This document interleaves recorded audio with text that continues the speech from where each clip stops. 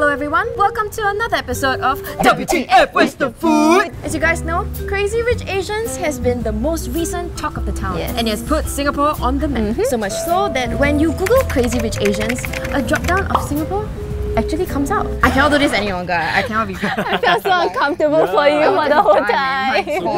Speaking of Crazy Rich Asians, today we're going to check out some of the set and the scenes here in Singapore that were featured in Crazy Rich Asians. For those of you guys who have not watched Crazy Rich Asians, right, just a disclaimer that there will be spoilers, okay? Don't say we didn't warn you. Right now we're here at our first location, which is Gardens by the Bay. So let's take a walk. Let's go! Now this place is filled with all sorts of attractions such as the Cloud Forest, the Flower Dome and the Supertree Grove, which is where we're at right now. And guess why we're here? You tell me, Amanda, I'm wearing a blazer, I'm sweating, Okay, but it's not too bad, it's quite windy. Anyway, talking about Crazy Rich Asians, right? This was the set of Colin and Araminta's wedding. Can you imagine? So we're walking where we're walking and we're standing where they're standing. Anyway, today we're gonna dine at Supertree by IndoChine and it's upstairs. Let's go. Let's go! I really can't wait to dig in, man. This is a Vietnamese beef salad. Visually, it just looks so good. Like the colors just pop out at you. Yeah, it's like a rainbow. Look at this beauty. I like the flavour of the dressing. It's savoury, but it's not overly salty. After a while, there's like spice that comes out. It's so juicy. The juice on the beef just like spills out. And one thing I really like about the salad is that it is not cream dressing. I really like lighter sort of dressing so that I can have my main meal. So in the beef, I gotta say, I wouldn't say it dissolves in your mouth, but it has like the just nice, tender, juicy. Okay, this is Cambodian seafood in a coconut curry. Ooh, look at the thickness of the... Yeah.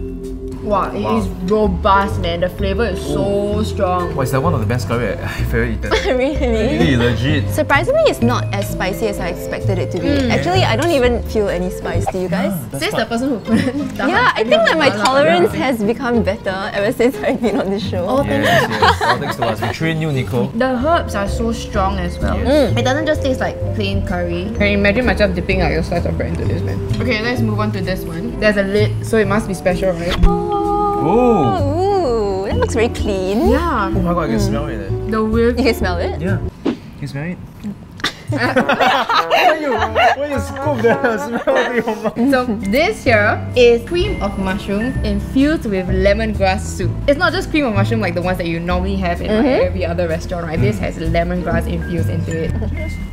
Wow. There's an earthy flavour to the mushroom. I think it's the kind of mushroom that they use in the soup as well. You taste the lemongrass? I think it's very Very subtle. lively. Yeah. The flavour is very balanced. You really won't get sick of it. I know where the lemongrass is in this. You know the garnish on top. I think we're supposed to mix it in and then we're supposed to have lemongrass flavour because after I eat the mushroom, I get hit with like a really solid lemongrass flavour. I think the lemongrass is the one that actually counters the creaminess of everything else. As you can see, we have the desserts in front of us right now. So Amanda, tell us more about this ice cream. This is actually just vanilla ice cream, but the topping on top of this is Vietnamese coffee caramel. And this is Vietnamese coffee as well. This is a Vietnamese coffee creme brulee. So a lot of coffee going on here. Yes. Oh. You can taste the coffee, right? I can taste Yeah, the I can taste the coffee. And the coffee makes the caramel less sweet. I think the ice cream is very creamy and smooth. Maybe we're supposed to eat the ice cream with the creme brulee and we're doing it all wrong. We're doing it all wrong, are we? Okay. So Let's eat it with the creme brulee let's this eat time. it with the creme brulee now. This is so good. The coffee taste is very strong. And it's really good because I love coffee. It's really delicious. It's like the combination of like warm and cold. Mango sticky rice. Our favorite.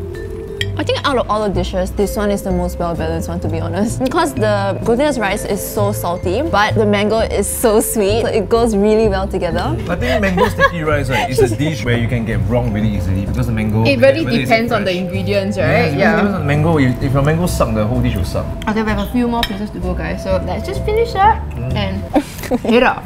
Right now we're here along Ang Siang Hill, and fun fact guys, Ang Siang Hill was actually named after Chia An Siang. Wait, so who is Chia An Siang? He's actually a wealthy merchant. Yeah, so as you can see all the shop houses that are located along Ang Siang Hill, they're actually built between 1903 and 1941. For such buildings that are built like so long ago, I think it's pretty well maintained. Yeah, because they've gone through so much restoration to become what it is today. Where does Ang Siang Hill appear in Crazy Rich Asians? Can y'all guess? Is it the part where they play play mahjong? Yeah, so right before Michelle Yeoh walks into the mahjong parlor, right, she actually walks through Angsang Road. But today we're going to visit somewhere nearby called the Coconut Club, and fun fact, PND actually brought the president of the Philippines to Coconut Club way back in 2016. So the food there must be good, Must be Must be amazing, good, man. man. If not, why would you bring a president there? Yeah, right?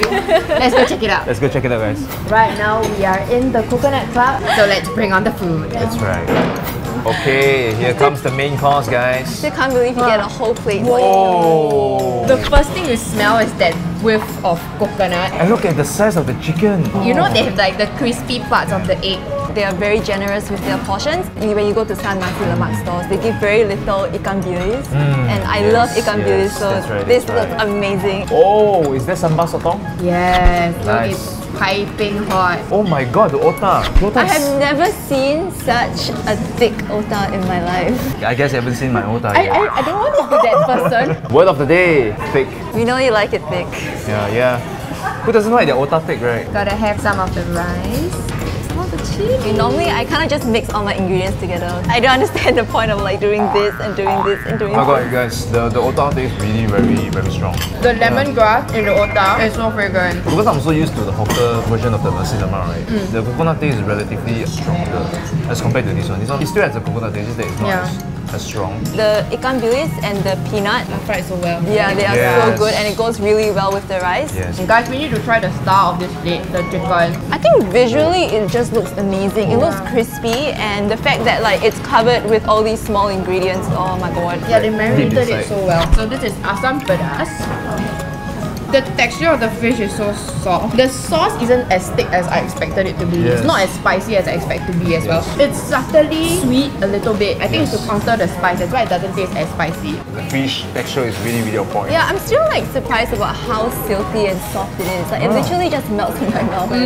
In front of us, we have our desserts. This is CENDOL. CENDOL is basically an iced dessert with pandan jelly. The pandan jelly that they serve here at Coconut Club is actually made from scratch. Okay, so they actually What? make it here. The amount of work and effort that goes into this. Yeah. And of course, in CENDOL, you have gula melaka drizzled on top of it, as well as coconut milk. That's right. So let's not forget about the kuehs that we have in front of us. We have kueh salad, kueh kosui, and we have kueh bingka.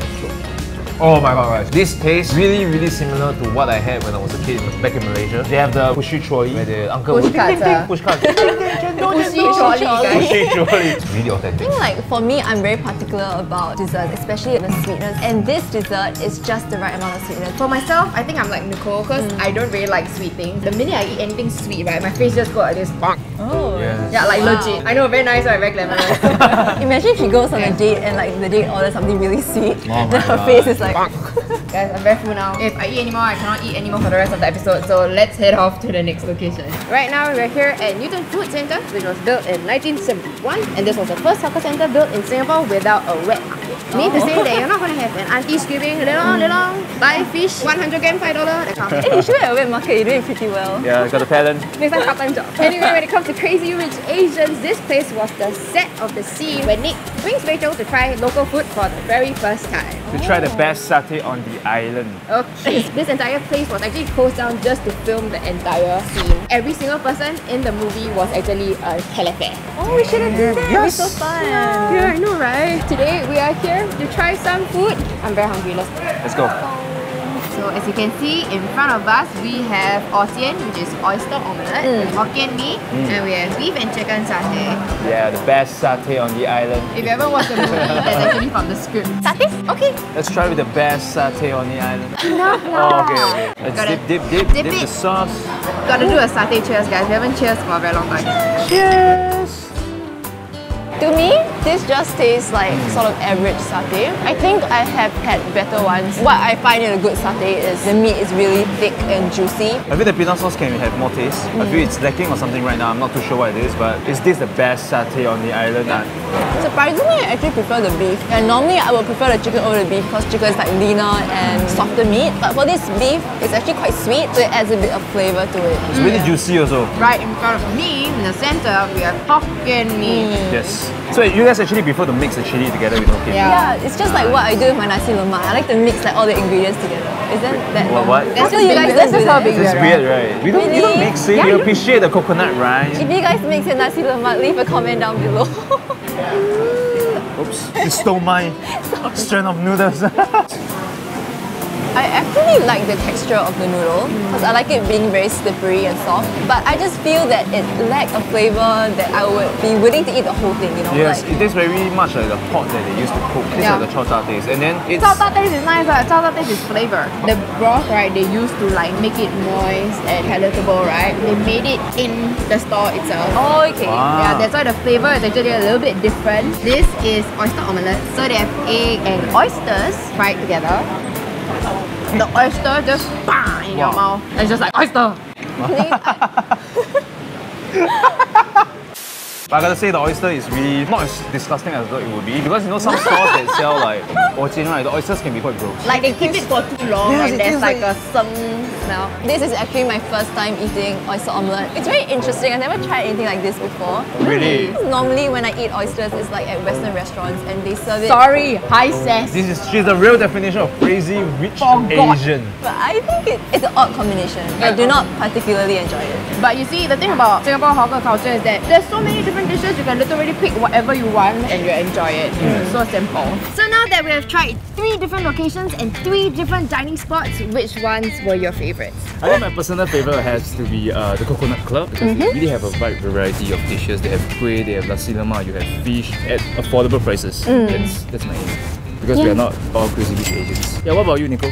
I think for me, my personal favorite is Supertree by IndoChine. Even though the dishes are a bit more expensive, they're really delicious, and also you pay not only for the food but also for the scenery that is very unique to Singapore only. For me, my favorite also Supertree by IndoChine. The food is just so good. The desserts really hit the spot, like the creme brulee with the ice cream as well as the mango sticky rice just like sits so well. But to be very honest with you guys, I think if you're a tourist visiting Singapore for the very first time and you want to try like all the different local dishes, Newton Food Centre is really a good place to start because it literally has everything. It's really hawker culture right there in one location. But of course, you don't wear a blazer, go there. You will like... Anyway, that's it for this episode, guys. If there's a place that you guys want us to try, do remember to leave them in the comment section down below. And we'll see you guys next time on WTF Where's the Food? Bye!